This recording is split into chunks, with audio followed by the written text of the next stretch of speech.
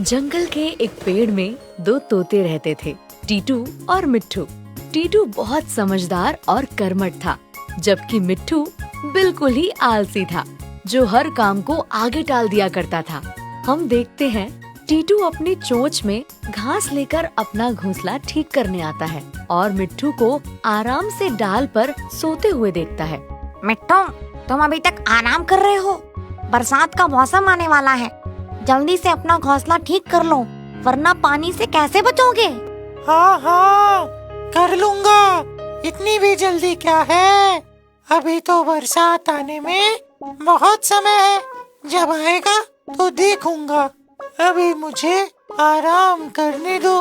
किट्टू, मेरे बच्चे, क्या हुआ? मैं बेल से पेड़ पर चढ़ने की कोशिश कर रहा था, मेरा पैर फिसल गया और मैं गिर गया। तभी टीटू की नजर पेड़ के नीचे पड़ती है और वो देखता है पेड़ की जड़ से एक बेल उगाया है, जो धीरे धीरे पेड़ पर चढ़ रहा है, जिस पर उसका दूसरा बच्चा बिट्टू लटका हुआ है। टीटू बेल देखकर घबरा जाता है। ये बेल कब उगा? बिट्टू, जल्दी वहाँ से नीचे उतरो। अगर ये बेल बढ़ते बढ़ते ऊपर हमारे घोंसले तक पहुँच गया, फिर तो कोई भी ऊपर चढ़ सकता है। कहीं कोई शिकारी इस बेल से ऊपर चढ़ गया तो हम सबको पकड़ के ले जाएगा। कुछ तो करना पड़ेगा। टीटू घबराकर तुरंत ये बात मिट्ठू को बताने गया, पर मिट्ठू अभी तक सो रहा था। उसके बच्चे घोंसले से उसे देख रहे थे। इतनी बड़ी मुसीबत हो गई है, लेकिन इस मिट्ठू को सोने से फुर्सत ही नहीं है। मिट्ठू, मिट्ठू, मिट्ठू, उठो। हाँ, कौन है? क्या हुआ? अरे मैं हूँ टीटू, मेरे साथ जल्दी नीचे चलो, तुम्हें कुछ दिखाना है।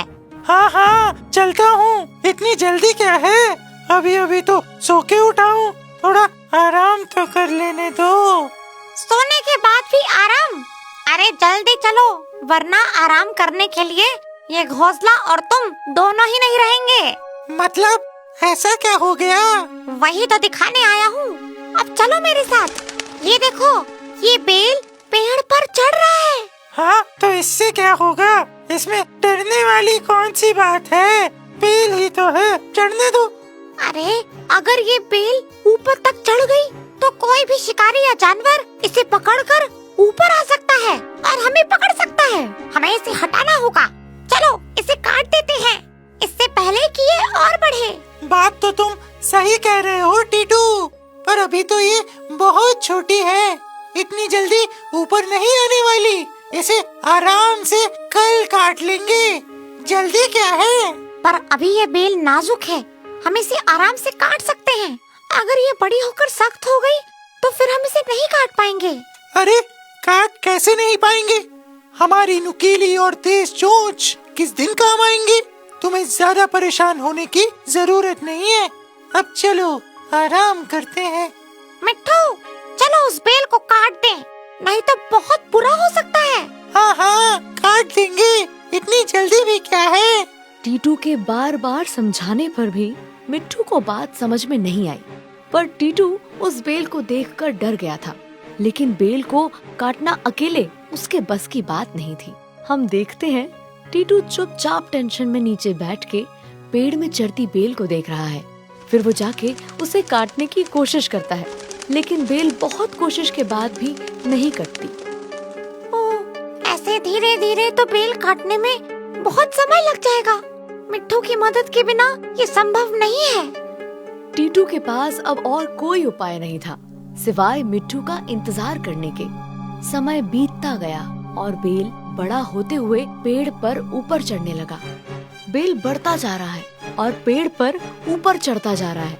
टीटू चुपचाप ये टेंशन में देखता रहता है। फिर कभी अपनी चोंच से उसे काटने की कोशिश करता है तो कभी अपने पंजे से उसे हटाना चाहता है, पर सफल नहीं हो पाता। टीटू हार कर फिर से मिट्ठू के पास जाता है।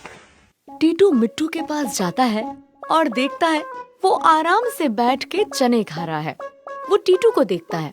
टीटू मेरे दोस्त, आओ आओ चने खाओ।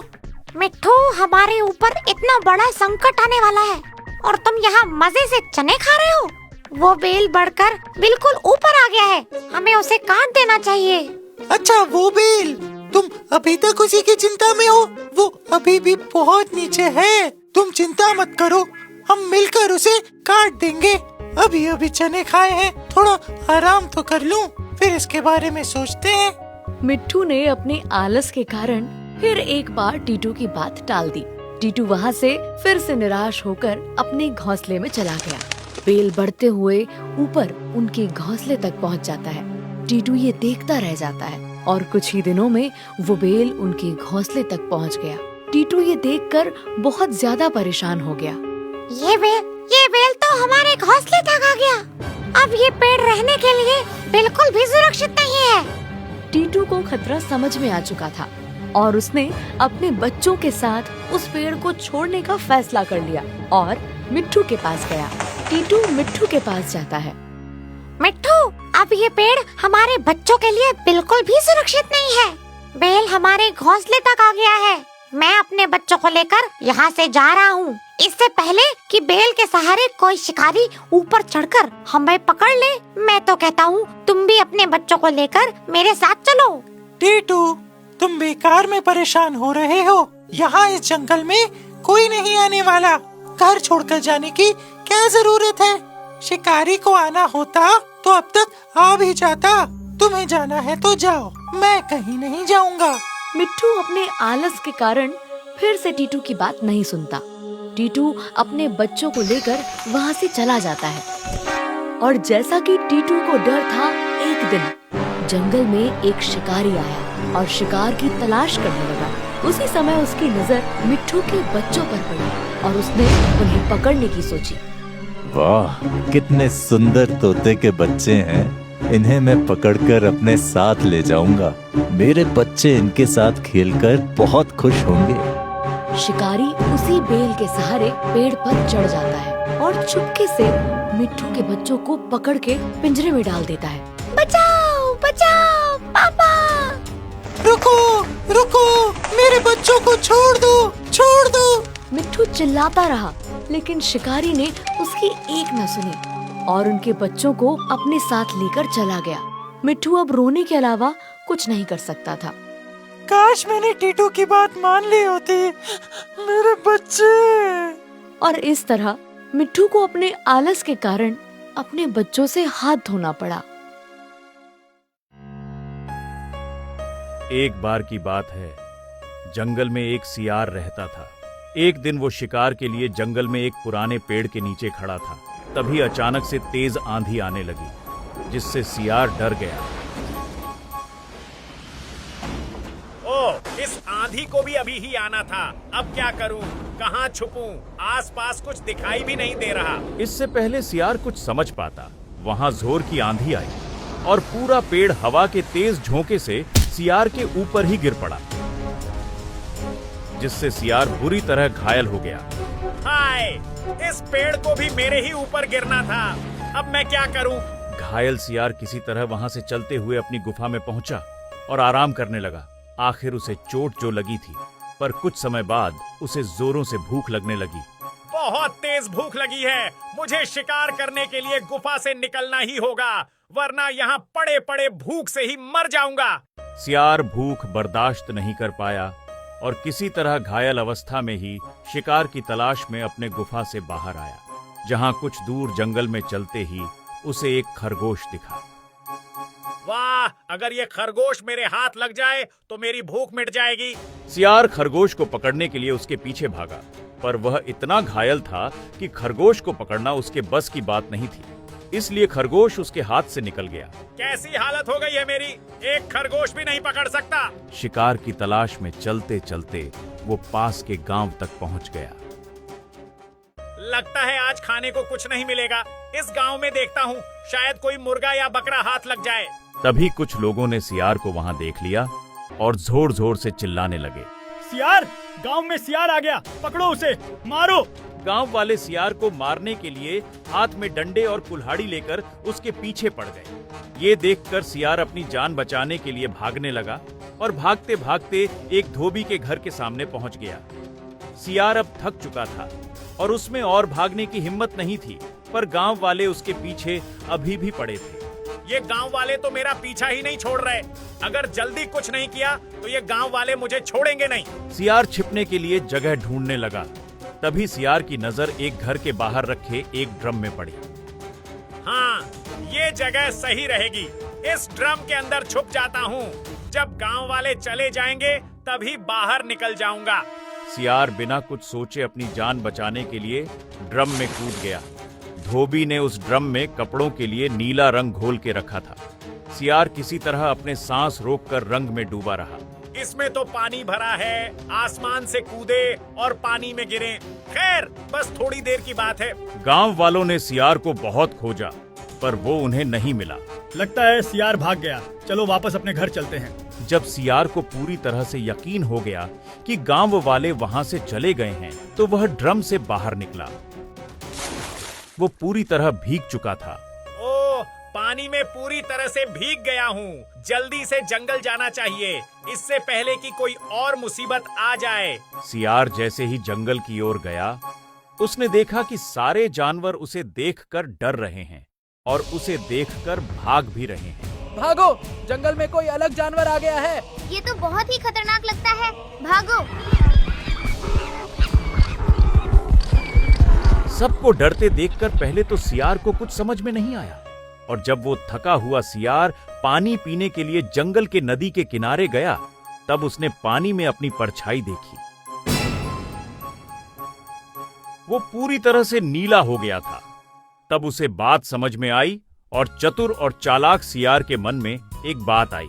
अच्छा, तो ये बात है। मतलब उस ड्रम में पानी नहीं बल्कि नीला रंग था, और जंगल के जानवर मेरे नीले रंग के कारण मुझे कोई और जानवर समझ के डर रहे हैं।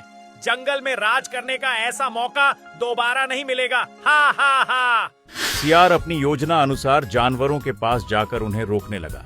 सुनो मेरे जानवर भाइयों, मुझसे डरने की कोई जरूरत नहीं है। भागो मत, मेरी बात सुनो। मैं तुम्हें कोई नुकसान नहीं पहुंचाऊंगा। सियार उनके पास गया और उन्हें एक मनगढ़ंत कहानी सुनाई। भाइयों, मैं समझ सकता हूँ कि तुम लोग मेरा नीला रंग देखकर मुझसे डर रहे हो। मैं ये भी जानता हूँ कि इस रंग का जानवर इस जंगल तो क्या पूरी धरती में नहीं पाया जाता। सही कहा। तुम कहाँ से आए हो? मैं स्वर्ग से आया हूँ। मुझे भगवान ने यहाँ भेजा है एक संदेश देकर। तुम जल्दी से सब जानवरों को बुला लाओ तो मैं भगवान का संदेश सुनाऊं। ये सुन खरगोश को सियार पर यकीन आ गया और वो जाकर जंगल के दूसरे सभी जानवरों को बुलाकर ले आया। सियार जंगल में बने एक ऊंचे पत्थर में खड़ा हो गया और अपनी बात कहने लगा। आप सबका स्वागत है। मुझे भगवान ने खुद इस जंगल में भेजा है क्योंकि तुम लोगों का कोई रक्षक नहीं है और आज से मेरा काम तुम्हारी रक्षा करना है। भगवान ने मुझे इस जंगल का राजा बनाकर भेजा है और आज से तुम लोग मेरी प्रजा होगे। मेरे रहते तुम लोगों को कभी किसी से डर नहीं होगा। हे भगवान के दूत, हम सबको तुम्हारी बात पर यकीन है। आज से तुम ही हमारे राजा होगे। हे महाराज, आप बताइए हमारे लिए क्या आज्ञा है? तुम्हें अपने महाराज की खूब सेवा और आदर करना चाहिए। इस बात का हमेशा ध्यान रखना होगा कि मुझे किसी भी तरह की कोई तकलीफ नहीं हो, क्योंकि मैं कोई साधारण जानवर नहीं हूँ। इसलिए मेरे खाने पीने में कोई कमी नहीं होनी चाहिए। महाराज, ऐसा ही होगा।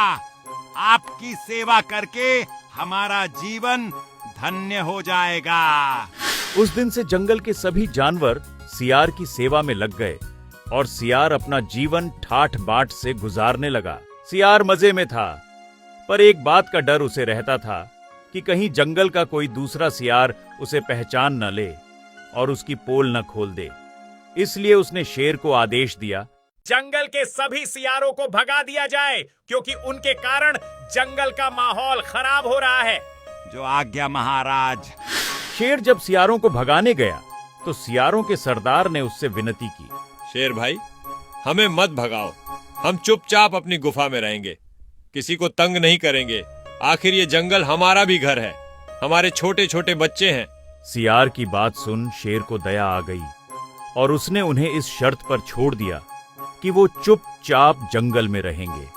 और इस तरह जंगल में नीले सियार का राज हो गया और वो मन ही मन बहुत खुश था, क्योंकि अब उसे किसी भी चीज के लिए भागना नहीं पड़ता था।